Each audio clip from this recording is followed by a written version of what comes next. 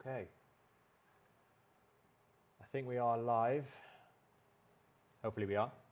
Guys, I'm going to kick off today's live session on this Friday afternoon. We're going to, or Friday morning, sorry. It might be Friday afternoon for some of you guys.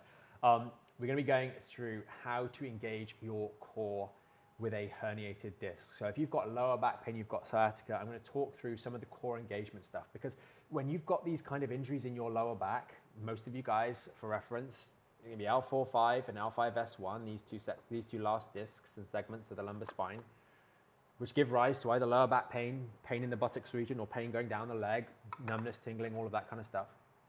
You often know instinctively that we need to engage core, right? We need to learn how to stabilize our core. But how we do this makes the world of difference. And hopefully this will steer you guys clear of some of the common errors that so frequently are perpetrated in your physiotherapy class, in your, with your osteopath, with your chiro, whoever else it may be. And I will explain why. I will explain precisely why I'm saying this, and then you guys can obviously make up your own mind on whether you think, hey, that makes a bit of sense, or to the contrary.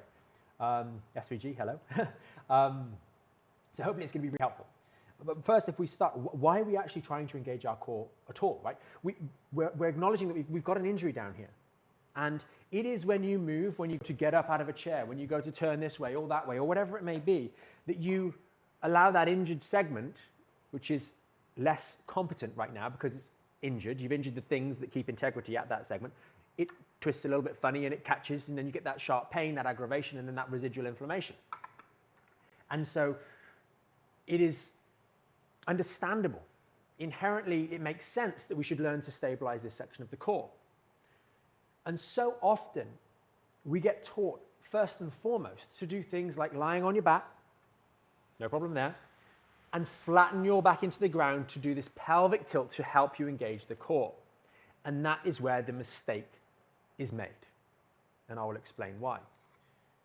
Why are we learning to engage the core? Not just for the sake of being able to lie on the floor and go, yeah, I'm doing it, boss. We're learning to engage the core so that we can effectively work in the real environment, move around in our daily life. Most of that time is spent upright, not on the floor. And therefore, how we are choosing to learn to engage the core really matters. It really matters. We need to make sure we are engaging the core in such a way that it is a skill that is being developed that we can transfer into the upright environment without any downsides, without any problematic crossovers. And guys, post your comments in the comment section. I can see a couple of you guys are already doing that on YouTube. I'll get to those in a moment. Same on TikTok. So we are learning an ability, rightly so, to engage our core to provide protection for this injured segment at L5-S1 or L4-5. Because that is how we are going to lessen the aggravations that happen every day, support the healing and recovery process down here, so we can ultimately get better, be rid of our back pain, our sciatica, etc. That is why we are engaging the core. So if we are learning to engage the core with a posterior pelvic tilt, what does that do to our upright position? Well, it means that fundamentally the only way, and I will always remember this comment. It was maybe a month or so ago. Someone said, how do I engage my core if I don't do a pelvic tilt? And therein lies the problem, because a lot of you only have ever learned with your physio, with your Pilates class, whatever, to engage the core by lying on the floor. I'll lie on the bench here. Actually, no, I won't. Lying on the floor and doing a pelvic tilt to engage, right? A pelvic tilt and engaging. And that's the only way you've learned how to engage the core. And so what happens when we do a pelvic tilt? The core doesn't exist on its own in some isolated environment. It exists within a human body which has to interact with gravity in the real world. And so when I do a pelvic tilt, something is happening here. And I can show you on the spine. Maybe not this one, but I'll give it a go on this one. I might use the bigger one instead. When we are standing, in fact, I'll use the bigger one. You can see we've got the hip sockets here, and obviously the hips go down into the legs.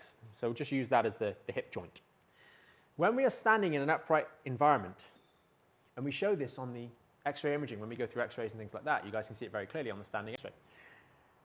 The center point, typically L3, 4, that kind of region, apex of the lumbar curve, is typically vertically aligned with the hip socket, more or less. Okay? When we do a pelvic tilt, you can see now it is moved significantly forward of the lumbar spine. The hip socket now is over here instead of being underneath the spine, which makes things very inefficient in the standing position. It means that everything has to tighten up. You are less efficiently weight-bearing and load-bearing through the lumbar spine. And so I understand why you guys get taught how to engage the core using the pelvic tilt. But it is creating a pathological practice. Worse still, some of you will unfortunately be told to do a pelvic tilt before you do something like a squat, which is absolutely terrible. Because what you're learning is the only way you can engage your core is to posteriorly pelvic tilt, flatten your lumbar spine, load those discs more, relatively disengage the sacroiliac joints, creating less stability, and then do load bearing, which is not sensible. Instead, as the core should work, we need to be able to engage our core independently of spinal movement. Independently of pelvic movement, you need to be able to contract those muscles. And that is the important skill that you need to learn. And it's something that takes a little bit of time. So how do we do it specifically? That's the important question. How do we engage the core safely? We engage it, and this is a skill. It's hard. And especially some of you guys, I think ladies that have had C-sections in particular, let alone if you just had a pregnancy, right? Guys as well, though, right? Struggle to engage the core, particularly the area of the core from the belly button to the pubic bone, which is the area that is adjacent to your L4-5 and L5-S1 segments of the lumbar spine. So we teach these, just decline that. We teach these, so you have your tummy sticking out, relaxed, and then you draw in. Out, in, out, in, out, in, out, in. That is the level of control that we should have. I wasn't tucking my pelvis, dropping my ribs down or any of that kind of stuff. It was just an engagement of the muscles and a relaxation, an engagement and a relaxation, an engagement. And you can hold that engagement and then you can do stuff, right? But when you're first learning, it's a little bit more challenging. You can't do that. You think, what do you mean, engage the core and then relax? What are you doing, Mike? I don't understand it. I can't do that. My body doesn't do that. And that's fine. It's also good to know that, because that means that you fundamentally don't have the capacity to just switch it on and switch it off. Well, maybe that's one of the reasons why we've been struggling to get better from this back pain, because you don't have any mechanism to actually stabilize this area of the lumbar spine, to create any kind of core strength or stability. And that's a real issue. Probably holding you back. I know it's holding many members back. I know it's holding many patients back, their ability to control this area of the body. And that arguably, I would suggest, has nothing to do with the lumbar spine injury that they have, in so much as it wasn't secondary to the lumbar spine injury, but it was before the lumbar spine injury. And that's the reason that they struggle to get better, or one of the reasons that they struggle to get better. Because if you can't at all protect this area, it's at the whim of everyday life that it's going to be flared up, aggravated and irritated, as many of you guys unfortunately experience. And so the way we teach it is through the breathing. Why do we teach it through the breathing? Because those same muscles of the midsection that you are trying to engage, that you are trying to do what I just did, get the belly to go in and out, in the lower section of the abdomen in particular, those muscles are the abdominal muscles. You're talking about the external obliques, internal obliques, you're talking about the transverse abdominis, muscles that you will have heard banded around time and time again. Those muscles happen to be accessory muscles of expiration, or accessory muscles of respiration. What that means is, specifically, they help us breathe all the way out to completely empty the lungs. We have accessory muscles of inspiration, which are the neck muscles, right? Things like the sternocleidomastoid, the scalenes, etc., which mean that when we try and take a deep breath, they help lift the rib cage to get that extra bit of air in. We are not breathing in ordinary daily life and filling our lungs completely and emptying them completely. We're just using our diaphragm, hopefully, although many people do upper rib breathers and all that kind of stuff. But most of the time, we're using our diaphragm to just pull in a little bit of air and push out a little bit of air. And that's how we breathe normally. It's only when we start to try and run for the bus or engage in a sprint or physically arduous activity that we use those extra volumes of air capacity within our lungs, and we use these muscles to do that. Why am I talking about this? To help you guys understand what we're talking about here. And so the way in which we can help you hook the engagement of the core to accidentally feel the engagement of your core correctly is with the breathing. So as we breathe in, our diaphragm pulls down. As our diaphragm pulls down, it pushes the contents of what's in here, your intestines, etc., out a little bit. So that's why it's called a belly breath. As you breathe in, tummy comes out. As you breathe out, the diaphragm lifts, and then we follow that up with a squeeze of the core musculature. And we try and get every last little bit of air out of our lungs, all the way. Now, you'll have the temptation to want to go like that, because it kind of helps you. But you don't move the spine, remember. So you stay still. You'd ordinarily do this lead on the floor, but I'm close to you guys here so you can see me. all the way out, all the way out, all the way out, all the way out. So you've got nothing left.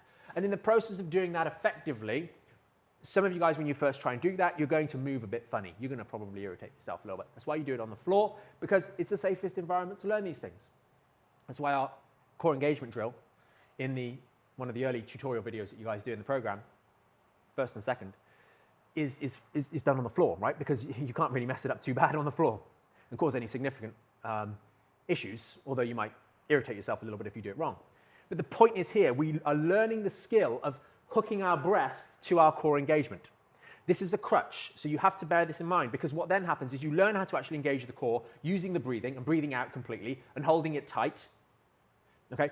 And then later on, you find, oh, well, I can't do my exercise because I keep on having to breathe. And then the trick is to be able to dissociate, to separate out the breathing from the engagement of the core. You've used the breathing as a cheat to help you feel what you should be feeling consciously by accident, and then you're trying to reinforce that so you learn to do it on your own. And it's just a case of practice, practice, practice. You will get to the point where you can then hold that core engaged and then do whatever you're doing, and then you can turn it off. You can turn it on, you can turn it off, you can dial it up, you can dial it down.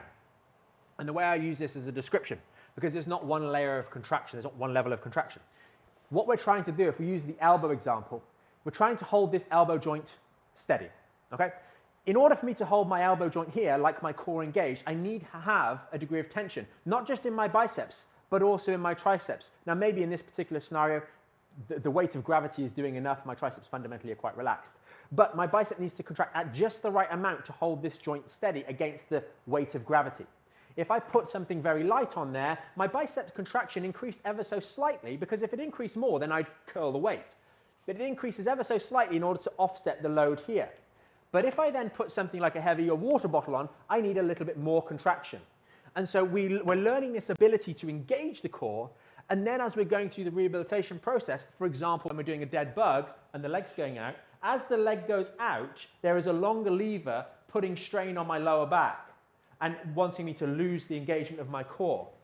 And so my job in the dead bug, for example, is to keep that core engagement and dial up the intensity of the core engagement as the demand on the musculature and the off-balancing demand increases. And so you've got to have a skill where you're not bending and twisting the spine, but you're just learning to engage. You're just learning to engage. And then you engage with more vigor or less vigor. You're not going blue in the face all the time when you're doing this, although when you first start, you sometimes are. So it's worth just understanding this. This is why we teach it this way. And some people will use the example of the Coke can squeezed in and say, no, you've got to push out and all this other kind of stuff. This is part of the core. This is part of the core engagement. And we did a very detailed article that goes into this in much more detail, where I talk about, some of the stuff you're going to see in the powerlifting space where they say about pushing out. Fundamentally, the constraints or the pressure in the core creating this stability, is a function of the core around the side and the back muscles, the pelvic floor, and the diaphragm on top. And we talk about that in a lot more detail. So if you're watching this and you're thinking, yeah, but what about that? Send us a DM or post in the comments. We've got a very long article and full video that explains and goes through this linking, that you'll see the kind of contradiction where you'll see people in the powerlifting space saying, no, you've got to push out. And it explains that seeming inconsistency, seeming contradiction in that particular video. I won't redo the video here because I've got questions and comments to come to, so I'll come to those now. We've got comments over here. Hopefully that was helpful, guys. In helping you guys understand how to engage the core a little bit more effectively, and equally why those pelvic tilts and tucks that you're doing are actually problematic, especially if you've got a back injury. And they have no real place in learning how to engage the core, because you're learning something that's going to be to your detriment long term. It's not applicable to the upright load-bearing environment. So just looking over here, we've got SVD said, I have sciatic pain if I sit longer than 30 minutes. Can it get better with time? It doesn't get better with time alone. Yes, the statement that these things get better in time is correct in part. The injury down in the lower back is trying to heal every single day. So if we give it more time, then it would be reasonable to suggest that it's going to heal. Just like if I give my cut on my hand here more time to heal, it will go through the healing process over time, because it's not a switch that you just switch on, oh, it's healed, and now it's not. But the issue is, with time and rehabilitation exercise, you will improve the strength, load tolerance, etc. of those discs. If you're not doing that, then you're not going to be improving the load tolerance of that disc. In this particular scenario, we can sit for less than 30 minutes. in many cases, the person can sit for less than 30 seconds. So evidently we've got an amount of healing, an amount of load tolerance in this lower back, but not enough to allow us to do the things we want to do. Sit for longer than 30 minutes. So you must progress your rehab. Now, if you give yourself time whilst you are working on the rehab, you will allow the results to flow. So that's the important thing. Sometimes people think, oh yeah, you just need to give it time. It's like, no. You actually need to do something. You're not just looking at the clock going, yep, time has gone by now, I should feel better. No. You have to actually do the work and you need to progress. And progress takes time. Therefore, yes, you do need to give yourself time, but you actually need to do the doing. Oscar has said, is a dumbbell snatch single arm safe? An incline dumbbell press? I would leave those out, Oscar. I'd leave those out as exercises. Stick on doing something a little more simple. Primary reason for doing for that, I don't think you need to be. So one of the important things that some of the guys that have a greater level of background in the fitness department, training department, you guys try and get to the complicated stuff way too soon. I would leave that out for the foreseeable future. Certainly get well into next year with some consistent, solid progress on your lower back, strength and resilience. Remember, you've only just got up to 75 kilos on the squat. Yes, we've built strength in that area, and yes, that's fantastic. But remember, the discs change over a matter of months, not over a matter of weeks, not over a matter of days. And so I would be, the temptation is, oh yeah, I'll go and do some other stuff. You can just keep getting the same results with simple things. Don't be tempted to start going and do extra bits and pieces. Just do flat bench press, just use the chest press machine. It makes much more sense. You will, if there are going to be any issues, any flares, any relapses, it'll be because we've gone off and started doing other bits and pieces. I don't see the upside of doing a dumbbell snatch other than to say you could do a dumbbell snatch, and now's not the time for that. And as for an incline dumbbell press, the biggest problem with the incline dumbbell press is if you're reasonably strong, you're going to sit back there, you're going to pick the dumbbells up, you're going to walk up. No, I suppose I could do it, right? So we've got an incline dumbbell press. I don't know how strong we are on this exercise, Oscar, but if we imagine we're only at 60 kilos on the hip hinge, you are stood here like this, right? Super, super simple, super, super controlled. You're not on 100 kilos on the hip hinge. You're not on 120 or anything like that. But you might well be able to pick up the 30 kilo dumbbells over here and walk over, pop them on your knees, sit down, lean back, and then go in and do your press. And then come down and then do whatever. Now, does that look like it's any more strenuous than carefully doing the hip hinge? Probably. Is there a chance you mess that up? Probably. Is it worth it when there's 15 other ways you could do chest that are so much more simple? No. Stick to the simple stuff. I refuse to believe, for most people, you need to create unnecessarily complicated training programs, regimens, do 16 different exercises for chest. You just don't need to get reasonable results. All I've been doing of late to build my bench press up to 120 kilos, I'm doing 3 or 4 reps. It's just a little bit of bench press a couple of times a week. I don't do anything else extra beyond that. You don't need to. You can make substantial results with just simple stuff. We don't need to add in all the extra bits and pieces. Certainly not while we've got an injury. I don't see the upside. We'll just end up spending like an hour and a half, 2 hours in the gym. Is it really productive? Could we be doing something else? That's my biggest comment on that. And Oscar, with regards to the second question, how often should I do core or abs a week? I think you're at the point where, in the group, some of the other guys have been doing this as well lately. Give us an update of what you kind of want to do workout-wise, because you're at the point where you want to have like 1 or 2 heavy sessions a week, maybe a squat and a hip hinge. I think we've discussed already working on the hip hinge a little bit more now because the squat seems to be banked. And then like you might want to do a bit of this, a bit of that, maybe a bit of core work, a bit of this other work. I don't think there's any need to do abs more than once a week because fundamentally you're doing abs when you're doing the squat, the hip hinge and all that other stuff. But it can be a nice low intensity day. How do you want to feed cardio into your workouts? Do you want to do any other stuff? Yoga, Pilates, any other activities, pursuits, hobbies? And having a think about what does my week of training look like now? Because you're kind of on the back end of the rehab side of things. You're really in the strength training side of things and you're training for long-term health and well-being. And that's why I say very clearly with that example, like, it's just not worth it. There's no point. There's no point adding extra stuff in. Hopefully that makes sense. It's a very, very valid question. Because often, like, if we are someone that likes training, chances are you're going to get to the point where you're overtraining. Like, it's so common. We've all been there. But actually, the busyness of everything else will, I would argue, be an asset to you. So you don't get time to spend an hour and a half in the gym. Are we really being productive in an hour and a half in the gym, or are we just messing around? You know, something to think about. Certainly, you know, I've done that in the past. Life dictates now that I don't have the time to do that.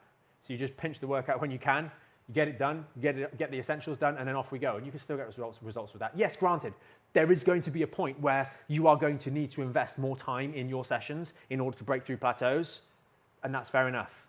But I think, especially as we're kind of getting to the point where we're out of the woods, we're doing a squat on 75 kilos, we're doing a solid hip hinge on 60 kilos, 10 reps here. I think to quickly want to then add in other stuff, I think is a little bit too premature. Laura said, I have a lot of upper back pain, stabbing pain. I'm recovering from an L5 S1 disc injury. How can I improve the upper back pain? I would suggest that's probably unrelated, or at least it's a second order consequence of the ways in which you've been using your body over the years with regards to the lower back. And so trying to keep a better posture, more upright, that kind of stuff is going to be important. But also bear in mind, upper back issues that are, say, from the bra strap up to the shoulders, often those are going to be more related to the neck than anything else. So something to really think about. And certainly, yes, you can. If you're overtraining, you can create an injury in any area. It could be sciatica, you overtrained. It could be a wrist strain. It could be a bicep issue. It could be a shoulder issue if you're overtraining. I think certainly a lot of young guys run into the category of overtraining and under recovering. What else have we got here? Just looking through some of the questions. Molly has said, I have cervical spondylosis. I'm in so much pain and no treatment. Anything I can do to help? Guys, if you are struggling with neck issues, then I would definitely recommend sending us a DM and just ask for a link to the Whiplash podcast episode. So do that, Molly, after the live. Just send us a DM and we'll send you a link to that Whiplash podcast. It should be helpful. What else have we got on here? And guys, if you're over on YouTube, if you've got any other questions, you guys can post them in the comment section. Same on TikTok here as well, just looking through some of these that I've missed out. As the core gets stronger, will that help with the pelvic tilt? Natasha, I don't know what pelvic tilt you've got, or you might have been told you have. The pelvis should technically be tilted, because what you notice is when we tilt the pelvis forward or backwards, we change the slope that the sacrum is sitting on. Or sorry, not the sacrum, that the L5 is sitting on the sacral body. Really, this L5 S1 disc is actually a little bit wedge-shaped because the sacrum should have a slope to it. So if we posteriorly tilt, we flatten that slope, squash down, increase pressure through the L5 S1 disc. If we have an anterior pelvic tilt, we create it too steep and it creates a shear, which increases the strain on that L5 S1 disc. So we want to be just right, just like what Goldilocks was looking for with the three bears. It needs to be just right. And there's wiggle room with just right. And most of us as human beings with a spine have developed just right. That's the great thing about our bodies. Some of us do have a tilt. If you are a human being operating in the modern world, it's more likely that you've got a posterior tilt than an anterior pelvic tilt. But unfortunately, there is a proclivity to diagnose everybody with anterior pelvic tilt in physiotherapy and osteopathic and clinics with no evidence whatsoever other than a physical examination. And I discussed this on yesterday's live session. A lot of clinical practitioners do not have the humbling experience of having to reevaluate the severe inaccuracy when it comes to lumbar spine alignment that physical exams have. They are not very accurate. And it's only when you've done thousands of these, where you've got a patient coming in with lower back pain, being told they've got anterior pelvic tilt or this, that, the other, and then you look at them and you see, okay, well, maybe there's a bit of anterior pelvic, maybe I could get on board with that. And then you go and have an x-ray and you see the load-bearing mechanics of the spine, and then you go, huh. And you measure it with numbers, not looks a bit too much or looks a bit too little. So often you'll see on radiology reports, oh, increased lordosis. How much? Did you just eyeball it? Did you measure it? What's the value? If you're going to say it's increased, is it increased within normal limits and therefore not worthy of mention? Or is it increased in a significant manner or decreased? And so often, what you thought might have been there from the surface is actually not there. The biggest mistake of this, or one of the biggest indicators, or two, are going to be the tummy position. So you get told something like this. Oh, look, your bum sticks out. Okay? I'll try and stand on the white background. Oh, look, your bum sticks out. And oh, look, it's so deep here. And oh, look, your tummy's sticking out. You must have anterior pelvic tilt. And it's like, no, I'm just not engaging my core. Now I don't have anterior pelvic tilt. Now I don't have my tummy sticking out. My glutes are still there. Guess what? My spine, lumbar spine, my L5 is where my hand is. The glutes have nothing to do with that. If my L5 was here, right, then you could see that actually, yes, that would make sense, but they just are demonstrating by talking about your glutes in the presence of anterior pelvic tilt. You're demonstrating the ignorance to the anatomy and how it hangs over the skeleton. The buttocks are down here. The glutes plug in here and the meat of it is down here. It's nowhere near the lordosis. The lordosis doesn't start till the green. And actually, when you look at the individual, this is a relatively short space because you only see the surface of the skin. And if the person's got any kind of muscle mass in the lat muscles, in the buttocks muscles, or in the lumbar muscles, it's going to create all sorts of illusions you couldn't possibly know. You're talking about something that is a good couple of inches inside the human body, and you're trying to comment on the fact that you can see their alignment. No, you can't. No, you can't. No, you can't. And the problem is a lot of individuals that are talking about anterior pelvic tilt aren't aware of this. So Natasha thinks she's got anterior pelvic tilt. Now, I don't know if it's measured, but if it was, she'd know exactly how much. It's increased by 23.5% from the normal, and the range is this much. But we don't know that, so we end up tying ourselves in knots, terribly so. Because what happens is when Natasha goes to do a squat, she's like, oh, John the physio told me I had anterior pelvic tilt, so I've got to stand here to do my squats, and I've got to think and tuck, and yeah, okay, I'm ready to go and go. And so you never actually get on because you're too busy messing around with this proposed pelvic tilt that actually doesn't even exist. You've got normal alignment, or you've got nothing to suggest objectively that we have anything other than normal alignment. So I hope that helps. It's such a common point that people get told. What else have we got here? How can I remove fluid from my legs after impact trauma injury? Sorry, Taylor, that's the wrong place. I can't really help with that, I'm afraid. I've had really bad back, and the back of my neck, the bump at the back is there. Is there anything I can do? Yeah, this is one of the interesting ones about neck issues. One of the big problems with neck issues is that you don't realize that the C7 and T1 vertebrae are quite large, okay? I'm going to try and demonstrate it here for you guys. If I sit properly, my neck bones don't sit out, and I don't know if you can see this as well. If I look down, you can see that, oh gosh, that sticks out tremendously. Goodness me, is that bone sticking out there? Gosh, there must be something wrong. What do you do when you've got neck pain?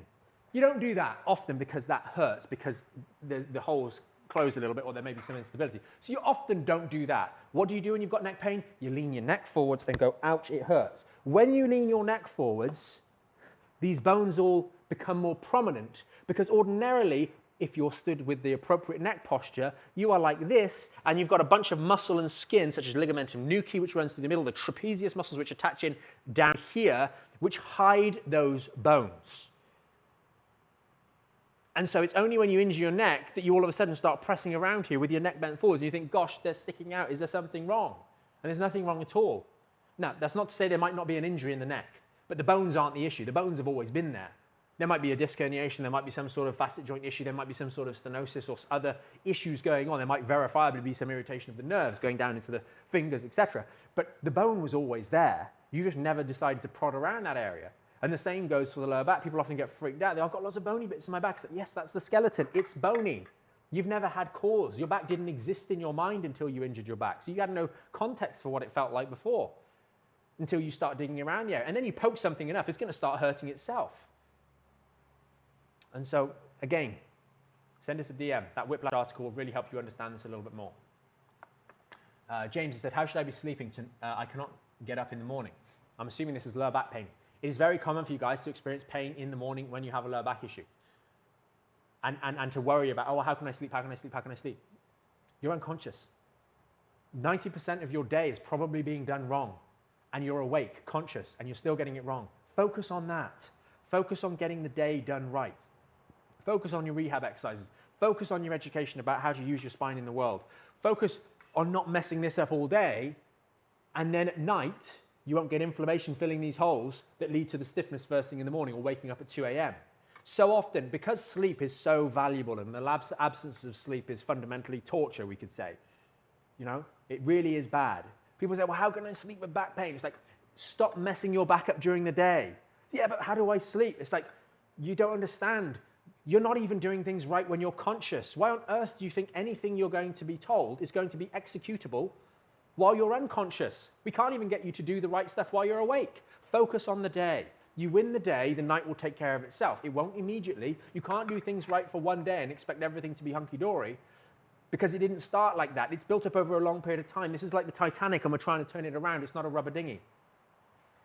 You have to make sure that you understand you need to win the day so that you can not aggravate this back all day and result in the inflammation. Now, some people are in a very difficult position because they don't really know this, right? And the reason they don't know this is because they've gone through a degree of healing in the lower back and a degree of modification of daily activity such that the little aggravations that are happening in the presence of the person still being reasonably active through the day prevents inflammation building up as a consequence of those aggravating factors to significant enough levels to irritate the lumbar spine, or irritate the nerves and give rise to that sciatic pain or back pain. But when they are still, inflammation steadily builds up through the night, and then they wake up in the morning and feel super stiff. And so the most important thing we can do in the morning, get up, keep a neutral spine, get out of bed, move around a little bit. What do you often do? What do you often find? As you get going a little bit, 20 minutes, half an hour later, you feel a little bit better. Why? Because the inflammation, with a little bit of movement, think of it like wringing out the sponge. Some of you will unfortunately gravitate to exercises like knee hugs and child's pose. Those would be a bad thing to do because you are creating a problem. Your back has been trying to heal down here and tighten back up again overnight, and you decide the first thing you're going to do is a whopping great knee hug or child's pose to pull all those wounds back apart again. I again saw that little device I've seen online before. It's a nice little set of plasters. You've got a cut in the middle here, you put a plaster here, and then it's got a little zip tie, and you pull the thing, and it pulls the two sides of the wound together. That's what is trying to happen in your discs. They have been strained, and overnight they're trying to do that and knit back together again, and then you go and do a knee hug and pull it apart again. That's how we get into this vicious cycle. We've been doing knee hugs and child's pose first thing every morning for the last 6 years, and we're still struggling with back pain. Stop doing that, it'll make a difference. Tommy says, keep getting flare-ups. One day is the lower back, the next day it's the upper back. Yeah, guys, like one of the things that I've only just started talking about as much was when you guys have a lower back issue, and this is why it's so bad. Like I remember reading, I've said it before, I can't remember if this, I don't know if the stats are still the same. I can only imagine they're worse. One of the targets was that within the NHS was for a specialist to see someone within 18 weeks of their back injury. Back injuries become chronic at 12. So that's like, it's like the fire department having the goal of trying to get to the building by the time that the whole thing is in ashes. Like it's just such a silly goal. It's not even, it doesn't make any sense. And the problem of the chronicity is that the way in which you guys, so your strength and resilience in the body, the muscles, the tendons, the spine itself, even though we've just got an L5-S1 disc herniation, these other sections of the body over the course of time, over your developmental years, your teenage years, your early adult years, you've developed a certain degree of resilience in this area, a certain degree of strength. Now, I think in most cases it's sorely lacking, but it's still been developed to a level.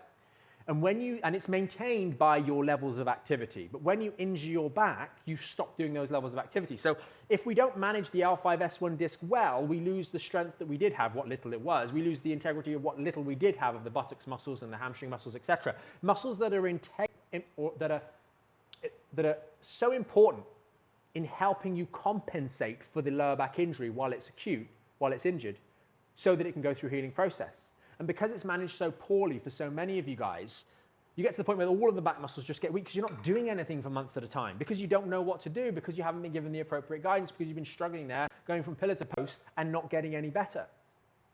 And so you get to the point where, oh, now I've got hamstring tendonitis, now I've got weakness in my glute, now I've got some bursitis or something else like that. Now I've got some upper back pain because of what little back muscles I did have, they're even weaker now. And that's the second order consequences of this lower back issue, which I think why is it bamboozles so many people, because they don't consider this as an actual issue. You lose what little strength you did have, which means that you're even more vulnerable to other areas of the body to become injured or strained repetitively, such as those tendinitises that are so commonly associated with hamstring tendinitis and glute tendinopathies associated with lower back injuries. Even if we remove the link of the fact that those muscles are controlled by these segments of the lumbar spine, or the nerves that come out of here, and just look at the deterioration of those tissues through extended periods of lack of activity, it's very reasonable that we have issues in other areas. and it makes it more difficult. But as long as you understand that's normal, and the only way to get better is to get stronger, then you're going to be okay. It takes a bit of faith in the process. That's why education is so important.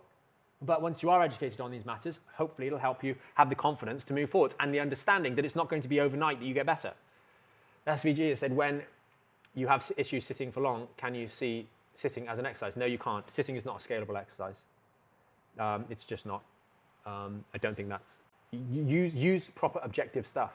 Right, guys, don't look for shortcuts. It's very simple, very easy, very clear to build your load tolerance through a squat and hip hinge. And it has many additional benefits. Just trying to sit for extended periods has no real benefit. I can't point to anything meaningful to say, oh yes, this person did 3 rounds of 30 seconds sitting. But like, it's such a, you've got to do so much mental gymnastics to try and figure out how you're going to create sitting as a protocol or program that it's just pointless. It's just pointless. Do the right stuff, do the squats, the hip hinges, and that will improve the load tolerance of your spine, and you will find it helps make sitting easier in due course. Sarita says, and Bertolotti on the left side, looking for some rehabilitation exercises, lots of hip tension as well. I know people get frustrated when I say this, but you've had Bertolotti syndrome your whole life. I think Bertolotti's is often a distraction. Now, this is a form fundamentally of sacralization, lumbarization issues, whereby we have a pseudoarthrosis of varying types. It's atypical. It's a congenital abnormality. Congenital means you've had it your whole life, that has developed between the L5 and the S1 vertebra. There might be some kind of fake connection, if you will.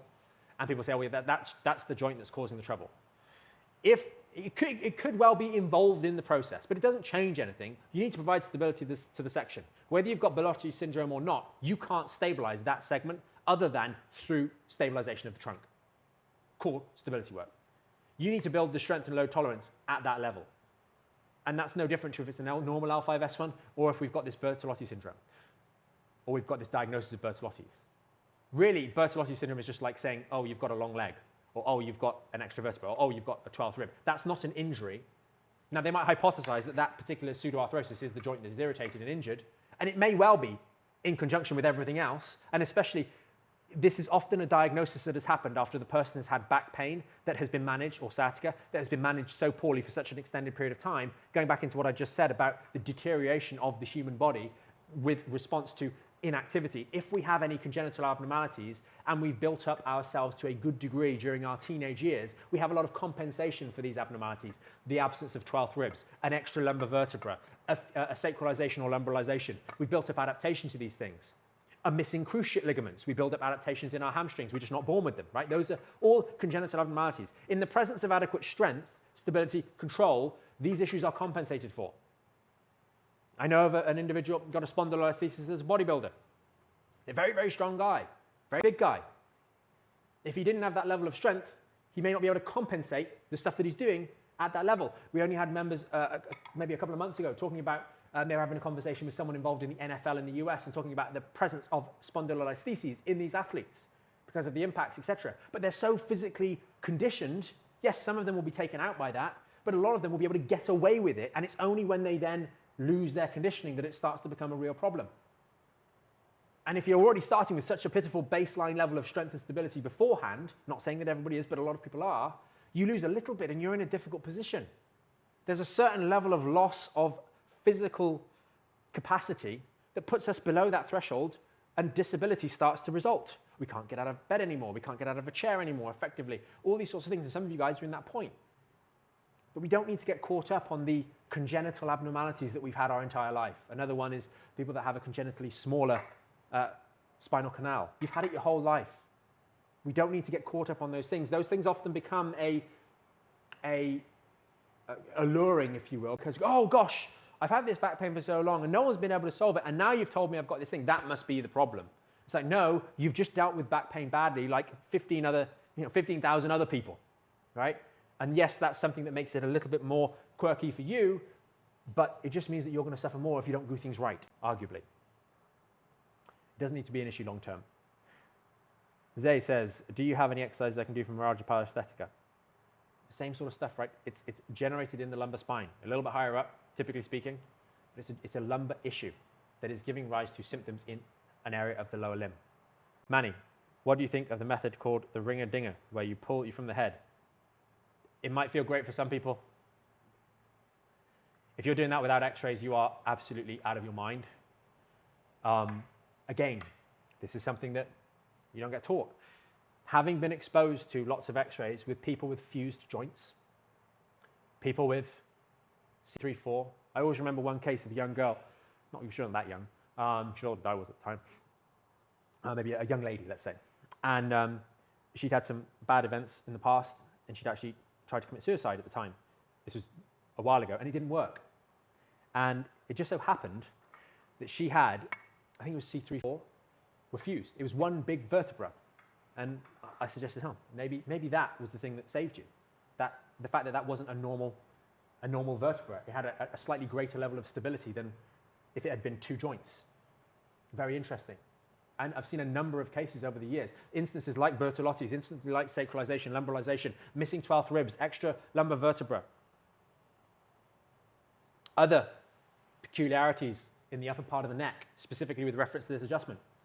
To the point where, at that point, I don't do any adjustment work anymore, any joint manipulation. Because when I was doing that kind of work with imaging, because of what you see on the imaging, it just makes you think, gosh, a well-meaning osteopath, chiropractor, physiotherapist that thinks, oh, this joint at C3-4 is just a little bit stuck. Let's give it a bit more force. Like, no, that wasn't a joint. That was actually one bone, and now it's two, and that's a big problem, right? If you're doing any kind of spinal manipulation work, I would strongly suggest you need to have imaging to understand what it is you are dealing with when you're delivering these forces, these adjustments, these things, especially the manipulations, the clicks and the pops. Certainly something like the ring-dinger. You need to know that there are not structural issues in that cervical spine that would affect the integrity of that column. I think we're a bit reckless if we're not doing that. Now, we might still do it and still go wrong, right? But I think we need to be careful, right? We need to be careful, and you need to have imaging. If you don't have imaging, I felt like this very, very strongly early on in my career where I was just doing manipulation-based work through adjustments because I worked in chiropractic clinics. But every single patient had x-rays. We saw the spine before we did any adjustments. We saw the spine before we delivered those manipulations in all instances. And so you'd adjust things accordingly, literally, right? And metaphorically. And so if you're going to your osteos and your chiros and they're doing that without images, your physios, I wouldn't do that. That's just me. What other questions have we got here? Guys, how are we running for time? 42 minutes. Hopefully this has been helpful, guys. Guys, and those of you, if you need a little bit more help, if you're struggling with lower back pain specifically, do check out the link in the profile page. If you're on YouTube, guys, if you're watching now or after, do check out the link posted in the chat. It'll be the pinned comment. I'll just paste it in here in the chat if you're live with us now. If you need a little bit more help. One of my favorite questions, Clint. Are there any vitamins or supplements that can aid disc recovery? Eat well, eat proper, eat good food. That's the most important thing. If you're not meeting your, I would argue personally, we have to think, what are we trying to do and what's injured? And you guys can make your own decision for yourself. You haven't injured some vitamin. You haven't injured some minerals. You haven't injured some other special quirky ingredient that apparently has just been discovered last afternoon and is changing the whole game. All the marketing speak and marketing rubbish. You've injured a segment to your spine. What have you injured here? The ligamentous structures. Most of the time, be discal involvement, other ligaments that stabilize this segment. That's what you've injured. A bit of facet joint issues as well. The capsule of the facet joint, it's all ligamentous. Collagen. What's collagen come from? Protein. The people that often do the worst are the people that are on a protein deficient diet. And there's a lot of conflicting information on protein.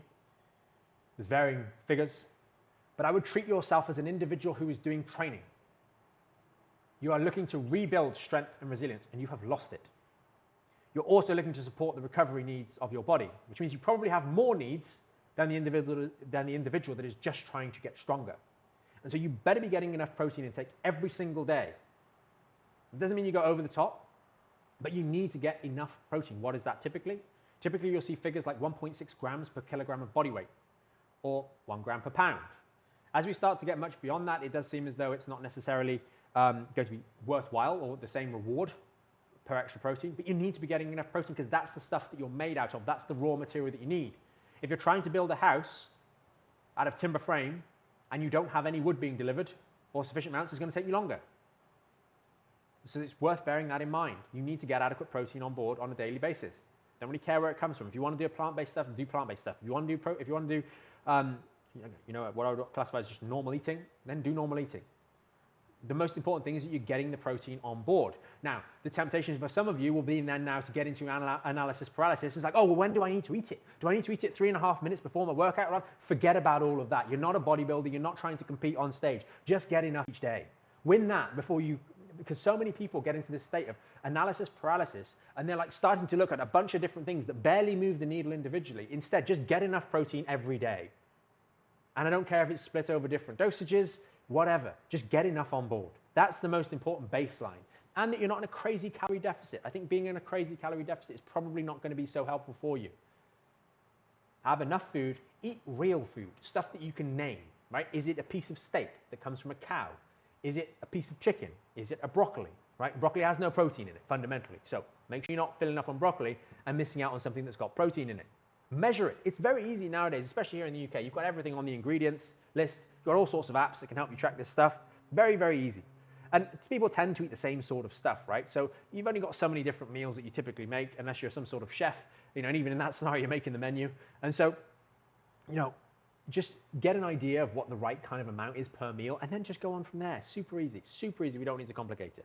And if you're getting that right, then you could maybe look at something. The only real additional supplements I take, magnesium and an omega-3. That's the only two that I take reasonably religiously. And I do take the collagen supplement that we've got here.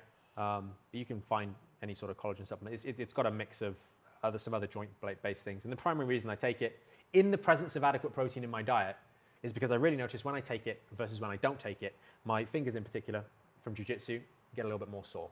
And most of the time I notice I haven't been taking it because I'm feeling a little bit more sore. And then when I start taking it again, I notice a difference personally.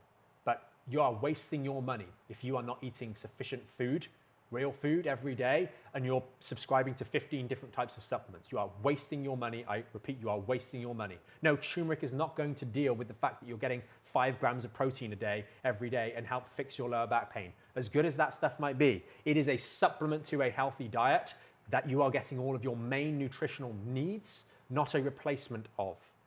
And so please don't fall into that trap. Everyone who wants to take a pill that's quick to fix, and no, I don't have a nutritional degree. This is just generic information. If you want to go and do more digging into that kind of stuff, you can have a look. It's just common sense kind of stuff. Not going in any more detail into that. I don't think you need to. And I think I think on the topic of diet, like basically everything is going to kill you and everything's going to save you according to every different kind of professional. And you've got 15 different experts with qualified degrees and qualified credentials that all have differing opinions, right? I think there's, well, that's what it seems like in a lot of cases. So just see what makes sense to you. Do your own research. Try and lean on different people that talk about the nutritional side of things in a little bit more detail than I will. Come to your own conclusions. What if I had bariatric surgery and can't absorb well? Well, that's where you need a little bit more extra support. You need a little bit of extra support. Bubbles Baby says, back your facts up. What, that you need to eat whole real food? Come on, give me a break. SVG said, will strengthen my lower back glutes and make my lower back more tolerant.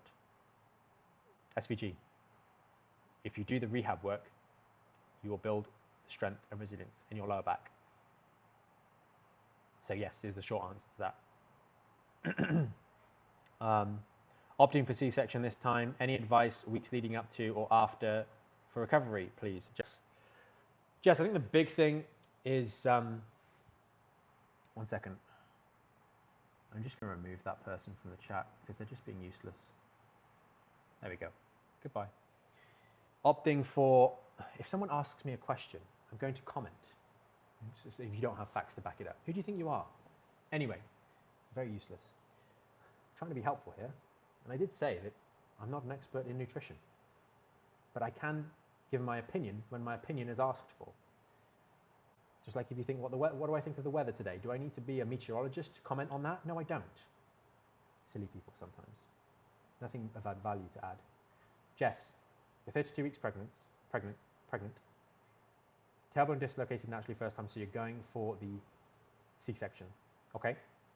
I think the biggest thing you can do is just getting that mental awareness for what's going on in your midsection and just trying to reconnect that and giving yourself the grace to come out the other side of the C-section, enjoying your baby and doing all that. And then as you feel ready to do so, really just start trying to think about that connection between your brain and that area of your abdomen, and give yourself the time it takes to actually restore that connection. Don't put yourself under unnecessary pressure. Baby, you know, admittedly, you've got the advantage of this being maybe the second one, I'm assuming. And so that aspect won't be as new in that regard, hopefully. And everything will go well, and that's great. And just give yourself time to relearn to connect your brain to that section of the core. A little bit of practice now. You don't need to be overly vigorous. You know, at 32 weeks, there's a bit of distension, obviously, in the tummy area, because the baby's growing nice and well in there. But just try and get really good at that mind-muscle connection for that area, and give yourself the time to reconnect it afterwards. That's the most important thing. That's the biggest thing. And then the rehab doesn't change beyond that. It's just the fact that you need to reconnect that area mentally after having the baby and having the C-section, and just give yourself a little bit more time to do that. What else have we got here? Please, can you give us exercises? Oh, missed that. Jay has said back extensions really helped him. That's awesome. Great to hear. Not exercises I recommend, but that's cool. We focus on spine and neutral exercises for the lower back. Nirav has said try microfactor for tracking intake of protein, fats and carbs. I think that's, is that Jeff Nippard? I think that's who it is. Yeah, that'd be a good place to look at. Yeah, guys, if you can recommend any of that stuff, just pop it in the DMs, pop it in the chat. Thanks, Nirav. Zay has said, are there any vitamins recommended from... No. Zay, go back and listen to about 15 minutes ago on this chat, okay? I'm talking about supplements and protein. Nirav said, when I eventually transition to axial loading from kettlebells for squats, I assume I would start discovery for weight again. For example, if I was up to a 40 kilogram in kettlebell, then went to a barbell. Yeah, so what I always think, Nirav and others, so let me explain. This is specifically for squats. With the hip hinges, it's not so necessary, but certainly with the squats it is, I think. You're used to doing the kettlebell squats where we're holding it down here, and the center of mass is like really, really, really nice, right, when we're doing our squats. So what I typically say, that's a 36 kilo, 80 pound kettlebell. The barbell's 45 pounds or 20 kilos. I would suggest that like you're at 40 kilos on the kettlebell. If you've got access to that, that's great. If you've only got access to 36, that's fine. If you've only got access to 30, that's fine too. But when you switch over to the barbell, do a couple of discovery sessions. And what I mean by that is you maybe start on 20, maybe 25, 30, 35, 40, building back up to that level, just because there is that slight technical shift. And it might be that when you're doing your barbell squats now with the bar on your back, because of anatomy and levers, you're having to put a bit more of a hip hinge in. So you just want to explore how does that affect things. So the reason we overshoot is you don't want to be at your max weight is 20 on a kettlebell and then switch over to a barbell. You want to have a bit of play in there. The main reason for this, I think, is more up here. It's the confidence, the mental confidence than anything else. Hopefully that helps, Narav. Venom said, I have a straight lower spine with on top of my herniated disc. Are there any other exercises I can do to get the natural curve back in the spine? There's a video on the website. In fact, I might be able to share it in here. This is an old one. This is this is one from, I think 2017 or something like that, alignment. I'll paste this into the chat for you guys on YouTube. You can go and watch this. This is a before and after of a lumbar curve and a cervical curve remodeling. So changing the curve. Explains a little bit more in that video. I'll paste it in here. Go and watch that. That explains a little bit more about changing the curve. But don't worry about changing the curve until you've built good strength and stability, because you use things like this, which do work, but I would suggest you need to build a bit more strength and stability first off. Nirav said, wouldn't it be more logical to just start with a barbell, as that's where I want to be? I can do 20 kilo kettlebell, so thinking this might make more sense to start. I find that the barbell is just less safe. The barbell is just less safe. So 2 things to comment on this. Number 1, a lot of people are not starting on 20 kilos. As Nirav, you'll see in the members area, most people are not starting on 20 kilos. They're starting on 10, 5, something like that. And so that we want to make, when we're coming up with rehabilitation for people with back pain, we want to have a scalability that helps meet everybody's needs, but we also need to have a starting point that is appropriate for everybody. So they don't have to have a gym membership to start. They can start at home, because some people are actually in a really bad way and they can't get out of bed, they can't do anything, right? And so there needs to be that starting point. And it's much safer to do a kettlebell squat. Why? Because if you push yourself too far, you can just drop it. Sure, you can drop the barbell, but technically it's a less safe dismount. It's on your back. Yeah, you can drop it behind, but having an online program, a means where I'm not a PT that's in there with you while you're doing this. I'm not spotting you while you're doing this. I have to rely and create the safest possible pathway for anyone that's coming through the program to be able to make progress and build strength, resilience, health back into the lumbar spine with the lowest probability of failure. So everything that we talk about errs more on the side of conservatism. And so it's much, strategically, it's less variables if I can get you doing something like the kettlebell or the dumbbell on its end for a significant period of time, so we can build back in a baseline level of strength. And I think it just makes more sense, because now if we'd only just got up to 20 kilos and we'd think 20 kilos is okay, and then we switch straight over to a barbell, because most people don't start at 20 kilos, then all of a sudden I'm like, oh, is it my barbell squatting technique? Is it the positioning of the bar? Do I actually not have flexibility in my shoulders to get into that position? All of those other sorts of factors come into play. Am I actually negotiating the fact that every time I come into the gym, the bar's at a different height? People don't think about that, but it makes a big difference to the confidence. And now I've got to come here, I've got to pick off 20 kilos, put the bar down, move this, then I've got to put the safety bars in place and I've got to move those. Doing all of that, that stuff weighs weight, and I'm only at 20 kilos on my squat. Is it the right time to do that? You know, I've said I got to 28 kilos, but with very minor tingling. Yeah, no, I know that. Yeah. I think why rush to get over to the barbell? Because of those very reasons that I just mentioned. You're perfectly fine to if you feel confident enough to, but most people don't. Most people don't. So that would be an example where Nirav's got every intention of working out in the gym for the long term. He's in the gym right now. And so it would be perfectly reasonable. Typically, you'll see me say somewhere between 30 and 40 kilos, make the switch. And sometimes it's a little bit sooner than that because people have the hands become too much of a limiting factor. They can't hold the weight anymore. So it'd be perfectly reasonable to make that switch, but I think, Nirav, we're just working on that 20 to 24 kilo range just to play around with a few bits and pieces there. So by all means, if you want to make the switch at 30 kilos, it's perfectly fine, perfectly fine.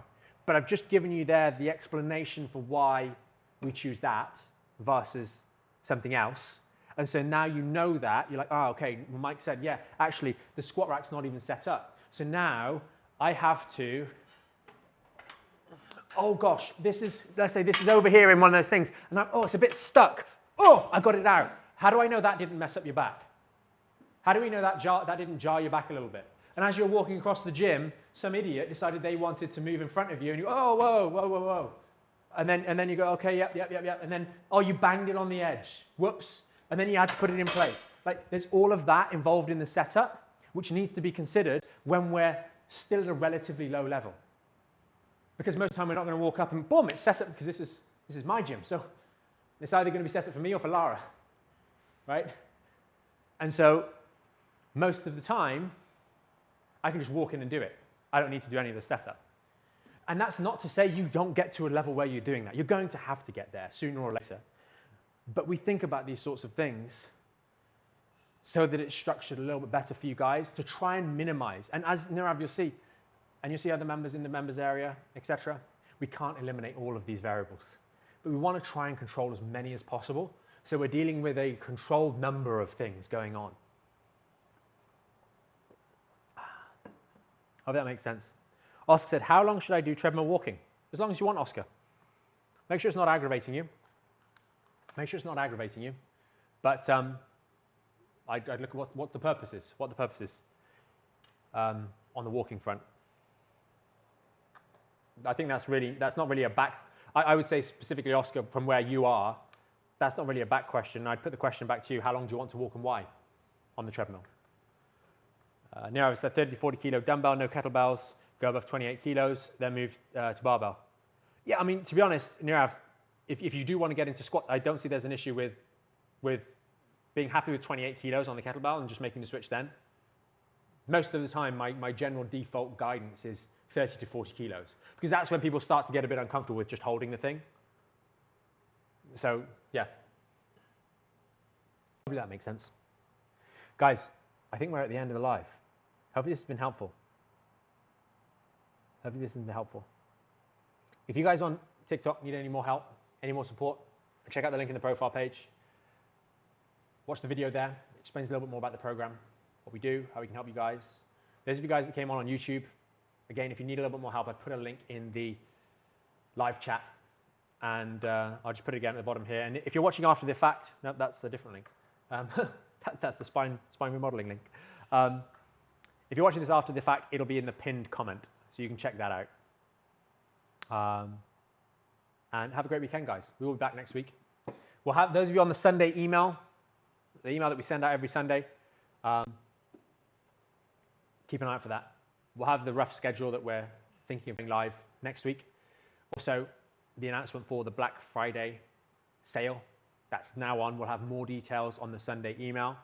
For those of you guys that are members, the yearly membership discount, we do it once every year. There is one sale every year. We don't do any sales any other time of the year. So definitely keep an eye out for that. If you've not already seen it, check out, if you're a member and you're on the Sunday email, keep an eye out this Sunday for that. That's going out at 8:15. And guys, if you need any more help, we're there to help you in the members area. We'll see you next week. And on that last question, just for Oscar, with regards to the cardio, what kind of cardio are you trying to do? If we're trying, I would suggest the cross trainer would probably be a bit of a better option. But if you're going to try and get into running, then we talk about sets and reps. Oscar, give me a Facebook post in the members area later today. Have a think about what targets we're doing from a point of view of cardio. If you're trying to just improve your cardio and you're just thinking of walking, well, your workouts will be more than sufficient and probably better than walking on the treadmill from a cardio point of view.